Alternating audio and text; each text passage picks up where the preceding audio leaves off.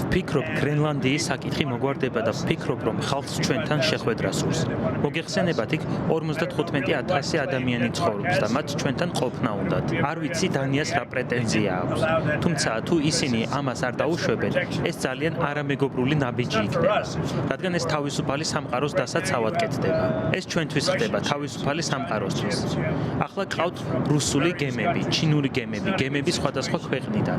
ეს არ არის კარგი ვითარება. დიახ, მე მჯერა რომ გრენლანდიას მივიღებთ, რადგან ეს ნამდვილადაა დაკავშირებული იმასთან, თუ რამდენად თავისუფალი იქნება მსოფლიო. და ეს არ ეხება მხოლოდ თავისუფლებას. ამას არ აქვს კავშირი ამერიკის შეერთებულ შტატებთან.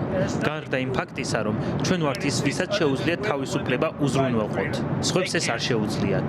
2 კვირის წინ მათ ძაღლის 2 მარხილი განათავსეს იქ და ჰგონიათ, რომ ეს არის თავდაცვა. იცით რა? ხალხს არ მოსწონს თუ როგორ ეპყრობა დანია მათ. მათ ჩვენ მოვწონვართ.